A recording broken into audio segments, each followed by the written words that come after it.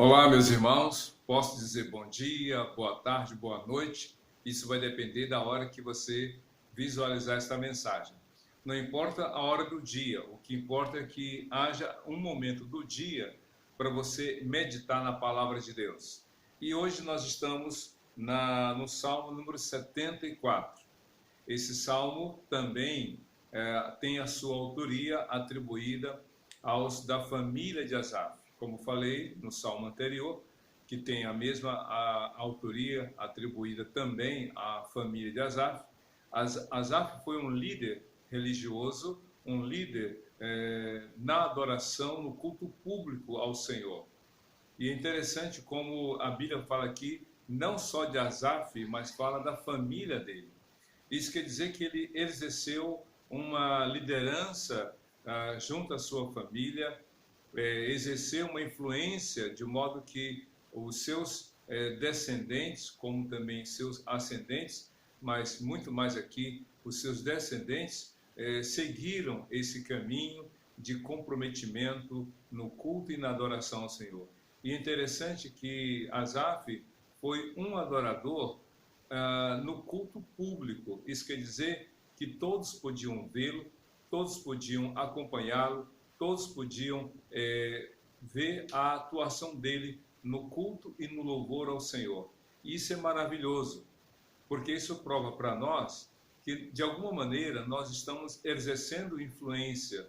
É claro que, hoje em dia, através das redes sociais, a gente encontra vários termos para as pessoas que influenciam, sejam em palavras ou em atitudes. Só que nem sempre as pessoas se preocupam em ser boas influências ou não.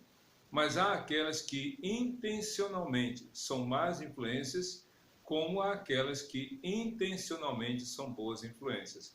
A verdade é a escolha. Você não é responsável pelos outros, mas você é responsável por si e se torna uma referência. Por isso que é importante estar preocupado com essa prática no culto e louvor a Deus, porque nós, de alguma maneira, estamos influenciando.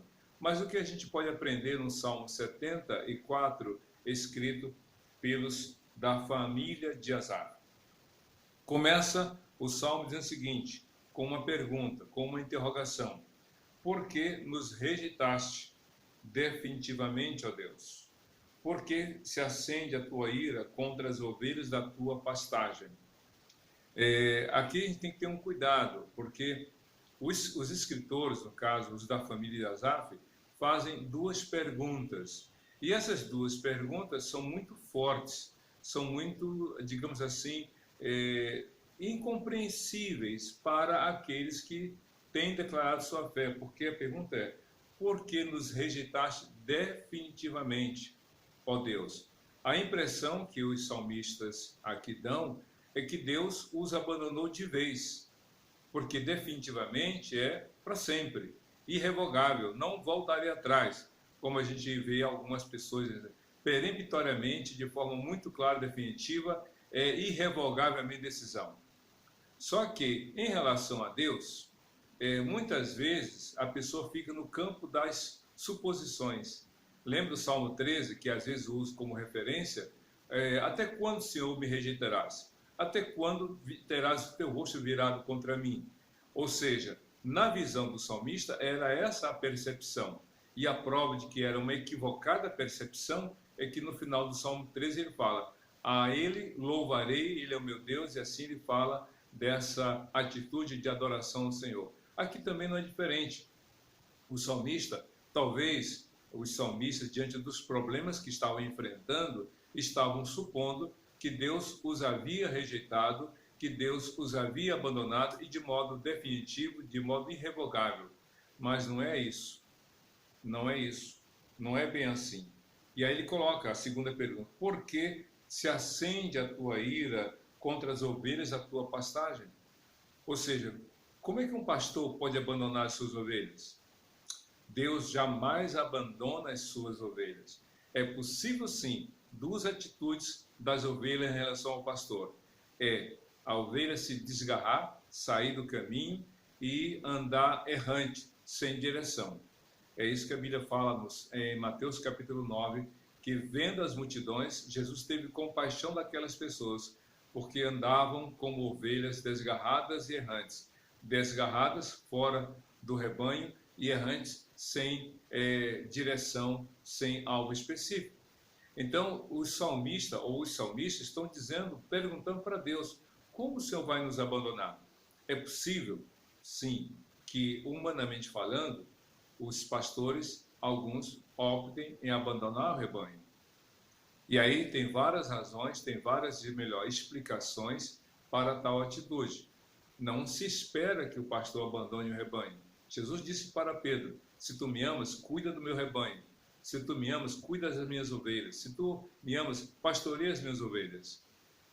Então, não é natural que o pastor abandone as ovelhas. O próprio Pedro, já um ancião, na primeira carta que ele escreveu, no capítulo 5, de 1 a 13, ele fala que o pastor tem que cuidar da ovelha de maneira correta, de maneira amorosa, de maneira sem ganância, sem ser, digamos, indelicado, sem ser autoritário, tem que pastorear realmente com amor, como Jesus fez. É claro que amar o rebanho não significa ser conivente com os erros e desacertos, mas ao contrário, usar a vara quando necessário e o cajado. Pois bem, então o salmista ou os salmistas estão dizendo para Deus, por que, Senhor? E eles continuam na sua fala aqui no verso 2. Lembra-te do povo que adquiriste em tempos passados, da tribo da tua herança que resgataste do Monte Sião, onde habitaste. E aqui os salmistas fazem uma brevíssima retrospectiva, como que dizem, Senhor, nós somos teus, tu nos escolheste, tu nos separaste, tu nos deste realmente a condição que hoje nos encontramos, que é de sermos do Senhor. Deus não precisa ser lembrado do que ele fez. Deus não precisa ser lembrado de suas ações no passado. Ele é Deus, ele não esquece. Mas aqui a gente fala, ou melhor, os salmistas falaram como às vezes nós falamos. A gente fala no sentido de querer resgatar algo que já não mais existe. A gente fala no desejo de lembrar daquilo que está nos faltando. Sabe como aquele filho assim, pai, lembra, pai, que você cuidou de mim quando eu era pequeno? O pai não vai esquecer. Mãe, lembra quando você me carregava no colo? A mãe não vai esquecer. Mas às vezes o filho, a filha falam no desejo de resgatar algo que já não esteja mais acontecendo. No caso, os salmistas falam porque desejam voltar a ter aquilo que não tem mais. E a gente vai ver ao longo do Salmo algumas dessas descrições. E aqui diz aqui no verso 3, volta os teus passos para aquelas ruínas irreparáveis, para toda a destruição que o inimigo causou em teu santuário. Aqui está a razão pela qual eles estão relembrando algumas questões. Por quê? A cidade estava abalada, a cidade estava destruída, a cidade tinha sido devastada, invadida. E é isso que está em questão. Na verdade, os salmistas, pelos problemas que eles estavam enfrentando, supunham que realmente, olha, estamos sofrendo porque Deus se esqueceu, porque Deus nos abandonou, porque Deus se afastou de nós. É claro que quando a gente tem um problema na vida, a gente sempre procura encontrar uma razão, uma causa que explique, que justifique os dramas que estamos enfrentando. No caso, eles estavam numa situação, a cidade estava devastada e destruída. Mas será que foi Deus realmente o culpado? Claro que não. Deus foi o responsável? Claro que não. Porque Deus diz lá em 2 Crônicas 7, 14, né? Ou no verso 13 e 14. E se eu cerrar os céus de modo que não chova, ou se eu mandar os gafanhotos que consumam a terra, devasta a nação, ou se enviar a praga sobre o meu povo, e se o meu povo, que se chama pelo meu nome, se humilhar e orar e buscar a minha face, e se afastar dos seus maus caminhos, então eu ouvirei do céu, perdoarei os seus pecados, sararei a sua terra. A devastação, a destruição, a falta de chuva, a peste assolando a população eram atos, eram evidências de que o povo havia se afastado de Deus. E essa é a reflexão que você e eu temos que fazer diante dos problemas que nós enfrentamos. Onde nós erramos. Não é onde Deus errou, porque Deus não erra. Não é onde falhou, porque Deus não falha. É onde erramos, onde falhamos com Deus. E ele continua aqui no verso 4 do Salmo 74. Teus adversários gritaram triunfantes, bem no local onde te encontravas conosco, e hastearam suas bandeiras em sinal de vitória. Que triste. Aqui está falando não só da cidade, mas está falando do templo. O templo que fora construído como lugar de adoração ao Senhor. E aí os saudosos salmistas daquele tempo de glória, de alegria, eles então estavam devastados, emocionalmente falando, porque a cidade estava devastada.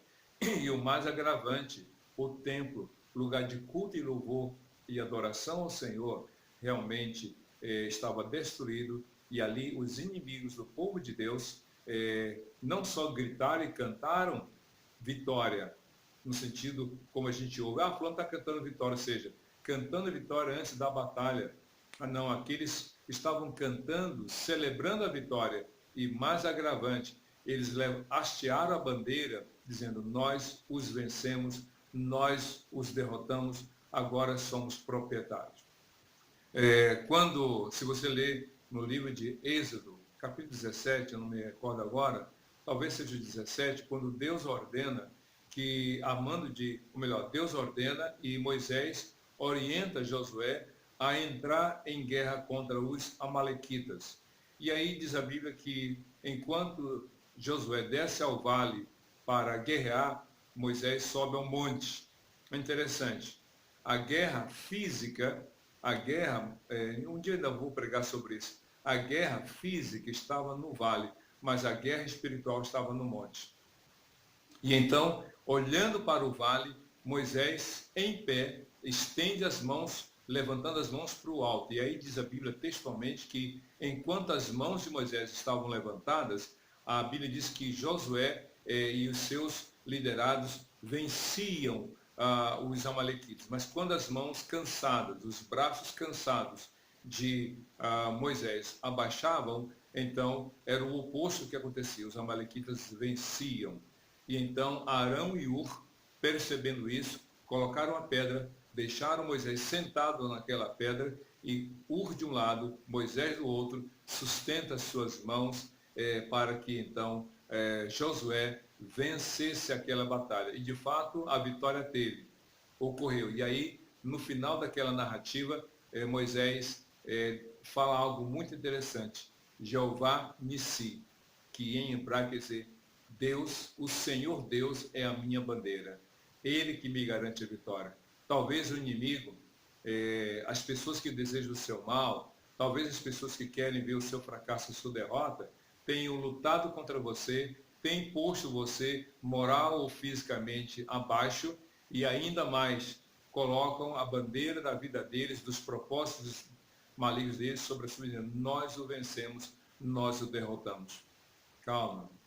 A derrota pode ser algo circunstancial, mas não é definitiva, porque a Bíblia diz em Romanos 8,37 que em Cristo Jesus somos mais do que vencedores. Você crê nisso?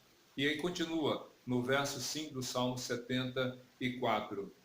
Pareciam homens armados com machados, invadindo um bosque cerrado. Com seus machados e machadinhas, esmigalharam todos os revestimentos de madeira esculpida. Atearam fogo ao teu santuário, profanaram o lugar da habitação do teu nome. Disseram no coração. Antes de ler o verso 8, deixe-me comentar aqui os versos 6 e 7. Os salmistas estão dizendo, o templo do Senhor foi destruído. A casa de Deus foi posta abaixo. E realmente, como o templo era o lugar de adoração e o altar, o lugar de sacrifícios para Deus, naturalmente que destruído o templo, a cidade destruída e o templo realmente saqueado e devastado, havia um comprometimento no culto e adoração a Deus. Talvez houvesse a pergunta, onde vamos adorar? Como vamos adorar? Se o inimigo invadiu a nossa terra, destruir a nossa cidade, destruir o templo e o lugar de culto agora não existe mais. Naturalmente que essa é a conclusão que a pessoa faz quando aquilo que é simbólico, material, que vincula a pessoa no culto a Deus, tem essa percepção. A Covid-19, a quarentena, nos fez passar por essa situação guardada as devidas proporções. Por quê? Porque o tempo foi fechado, os cultos não podiam mais ser de modo presencial e muitos se questionavam, e agora? A gente aprendeu que o tempo é importante, mas Deus não se limita a ele. A gente aprendeu que o lugar é importante, mas não é o único lugar para adorar a Deus. A gente aprendeu e tem aprendido que a gente adora a Deus em todo lugar e em qualquer momento. O templo é uma referência para o ajuntamento, já que na minha casa, na sua casa, não há espaço para a gente atender constantemente e ter os cultos. A gente pode até começar, como muitas igrejas começaram, debaixo de uma árvore, num pequeno lugar, numa lojinha, e foi crescendo e ampliando, e hoje estão em lugares extraordinários. O importante é saber, como Jesus falou, Deus é Espírito e importa que aqueles que o adorem em Espírito e em verdade. Mas o salmista aqui, os salmistas falam dessa tristeza pelo fato do lugar ter sido afetado. Diz aqui no verso 8, atearam fogo ao teu santuário, profanaram o lugar da habitação do teu nome. E aqui eu quero chamar a atenção para um detalhe. Se eu não respeito o outro, escute bem o que eu vou falar. Se eu não respeito o outro, eu não respeito o que ao outro se refere. Se eu não respeito o outro, eu não respeito as práticas dele, eu não respeito a liberdade de escolha dele, e tudo aquilo que diz respeito a ele, seja na questão profissional, na questão social, na questão familiar e na questão religiosa, eu desprezo e, se puder, eu destruo. Infelizmente, a gente vê ataques a símbolos religiosos ao longo da história desse Brasil, mundo afora, mas o Brasil em particular. Pessoas desrespeitando o outro em sua liberdade de escolha, em sua liberdade de decisão. A gente vê as pessoas desrespeitando os símbolos sagrados para aquele que pratica a sua religião. A Bíblia não orienta isso. A Bíblia não nos ensina isso. No Novo Testamento você não vê os cristãos atacando os templos, quebrando, destruindo os símbolos sagrados para as outras religiões ou para os outros povos. A gente não vê isso. O apóstolo Paulo, quando esteve em Atenas, enquanto ele esperava os outros chegarem de outra cidade, a Bíblia diz que lá em Atenas, Paulo começou a andar pelas ruas daquela cidade, capital da Grécia, e viu vários nichos, vários lugares de culto e adoração dos gregos. E então começou a falar, e por ter falado algumas coisas, foi convidado a ir ao Areópago, que era o lugar de maior concentração de debates e de discussões. E então, no capítulo 17 de Atos, você pode ler, ele fala o seguinte, varões gregos, andando pelas ruas de Atenas, vi que vocês são muito religiosos. Olha só a palavra sábia de Paulo. Vi que vocês são muito religiosos, porque andando pelas ruas, eu vi vários lugares sagrados e várias imagens que vocês adoram. Mas eu vi ali um nicho, um lugar de adoração, onde só estava a base com o título, ao Deus desconhecido. Por quê? Porque naquela época os gregos diziam, nós temos vários deuses que adoramos, deuses entre aspas. Mas pode ser que haja algum Deus que a gente não conheça e ele poderá ficar aborrecido. E então vamos fazer uma homenagem a ele também. Aí fizeram um altar sem nenhuma figura, sem nenhuma imagem, que os deuses que eles adoravam tinham suas imagens, mas só tinha a base lá e com o título, ao Deus desconhecido. E Paulo disse, a este Deus que vocês adoram sem conhecê-lo, eu quero lhes apresentar. É o Senhor que criou os céus e a terra e que enviou Jesus, que morreu na cruz, ao terceiro dia ressuscitou. Que coisa maravilhosa! Mas diz a Bíblia, no livro do Salmo 74, que aqueles homens entraram e invadiram Jerusalém, destruíram a cidade, destruíram o templo e com suas ferramentas de guerra acabaram com a casa do Senhor. A gente vê isso hoje. Pessoas que pegam os símbolos sagrados e destroem e quebram, fazem uso indevido desses símbolos sagrados, seja para deboche, seja para ultrajar, para fazer pouco caso, mas a intenção é dizer para os outros: olha só o que eu faço com os símbolos sagrados que você respeita. Eu queimo, eu quebro, eu uso do jeito que eu quiser. Isso não é liberdade. Isso não é liberdade. Isso é ofensa.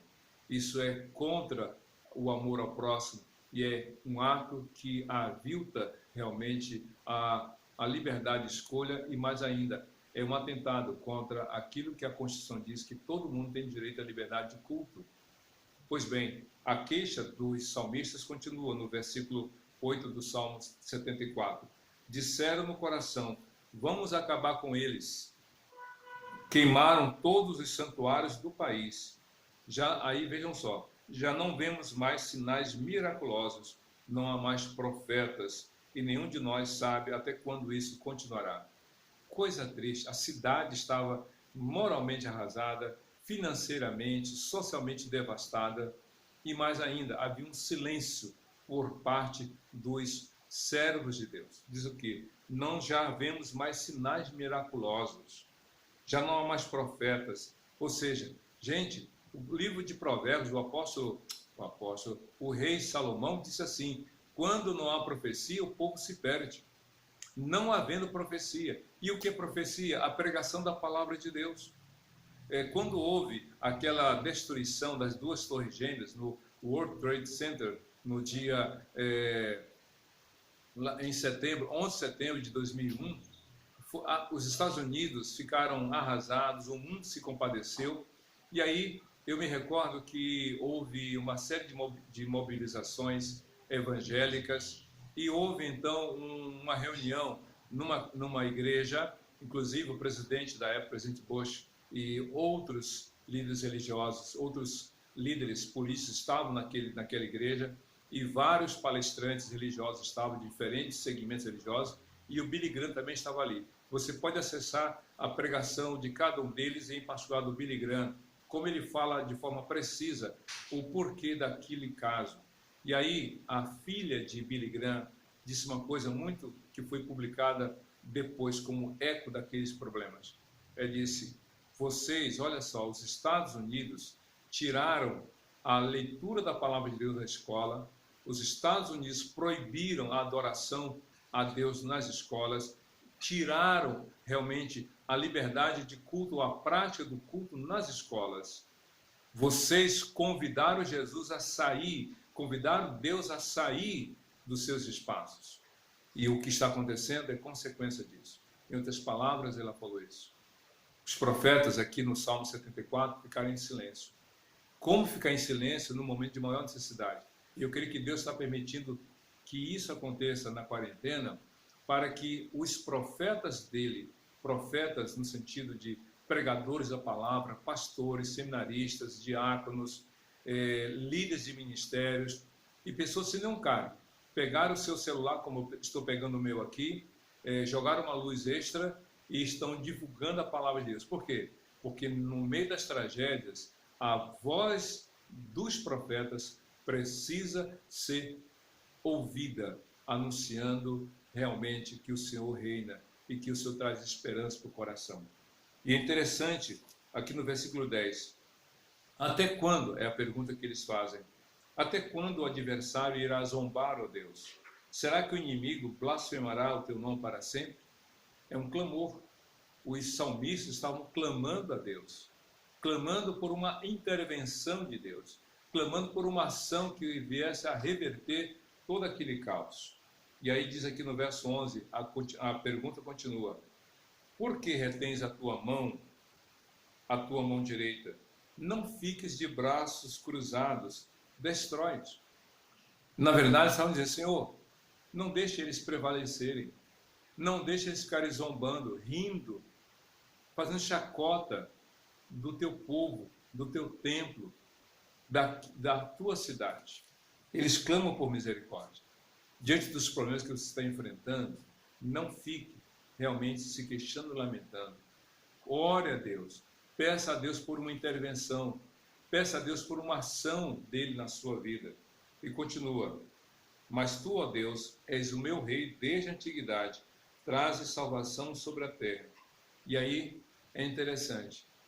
Veja que no início do Salmo havia uma queixa: por que nos registraste para sempre de forma definitiva? Mas aí, como é uma família, é uma coletividade aqui falando, eles colocam então no singular, dizendo o seguinte: mas tu, ó Deus, és o meu rei desde a antiguidade, traz a salvação sobre a terra. Tu continuas reinando. Você crê que Deus continua reinando, apesar das dificuldades que você está enfrentando? Você crê que Deus está agindo, apesar dos problemas que você tem passado? E ele continua: tu dividiste o mar pelo teu poder, quebraste as cabeças das serpentes nas águas, esmagaste as cabeças do Leviatã e o deste por comida às criaturas do deserto. Em outras palavras, o salmista aqui, ou os salmistas, estão falando sobre a ação de Deus. E continua: tu abriste fontes e regatos, secaste rios perenes, o dia é teu e tua também é a noite, estabeleceste o sol e a lua, determinaste todas as fronteiras da terra, fizeste o verão e o inverno. Ou seja, para eles, os salmistas, os escritores do Salmo 74, apesar de todos os problemas que eles estavam enfrentando, eles olharam para o céu e disseram: Deus reina, Deus está agindo, nós cremos que Deus está agindo. Meu querido, você pode estar no fundo do poço, como alguém já disse no passado.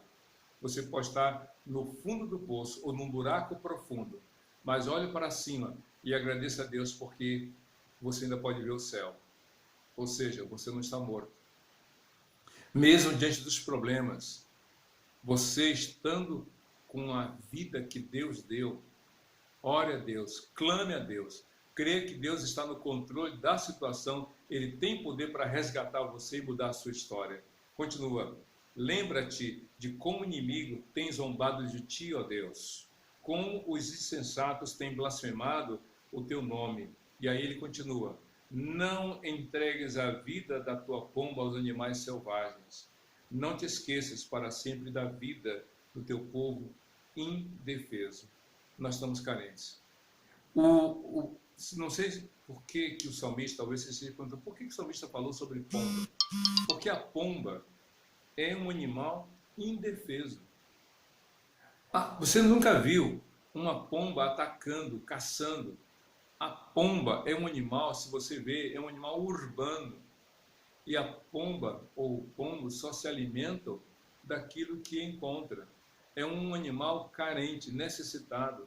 E então o salmista diz: Deus, nós precisamos de ti, nós estamos indefesos. E ele continua: dá atenção à tua aliança, porque de antas de violência se enchem os lugares sombrios do país. Não deixes que o oprimido se retire humilhado. Faze que o pobre e o necessitado louvem o teu nome. Ou seja, muda a nossa sorte. Ou seja, muda a nossa realidade. Muda a nossa vida, Senhor. Não deixe que o necessitado fuja, saia, se retire realmente, seja humilhado. Veja só, no penúltimo versículo do Salmo 74. Lembra-te, ó Deus, e defende a tua causa. Lembra-te de como os insensatos zombam de ti sem cessar. O que o salmo está dizendo, ou os salmistas? Atacar a cidade de Deus, atacar o templo de Deus, atacar o povo de Deus, é atacar o próprio Deus. Mas Deus não vai deixar impune os que se levantam contra a cidade de Deus, ou melhor, Deus não deixaria impunes os que atacaram a cidade de Deus, que atacaram o templo de Deus, que atacaram o povo de Deus, como não deixa impunes aqueles que se levantam contra os servos do Senhor, que atacam a igreja de Jesus, que atacam a palavra do Senhor. No momento certo, Deus vai agir, ou levando a pessoa a se quebrantar e se humilhar e se arrepender, ou então, na dureza do coração deles, eles serem quebrantados de forma irrecuperável. Pois bem, no verso 23 do Salmo 74 diz assim: não ignores a gritaria dos teus adversários, o crescente tumulto dos teus inimigos. É um dos poucos salmos que terminam com uma palavra dura contra os adversários do Senhor. Deus está dizendo aqui com esse texto que ele se importa com os seus e que ele não abandona os que confiam nele. Permaneça confiante em Deus, creia que Deus age na sua vida e vai agir para a glória de Jesus, Senhor e Salvador de todo aquele que nele crê, hoje e para todo sempre. Amém. Amém. Que Deus te abençoe.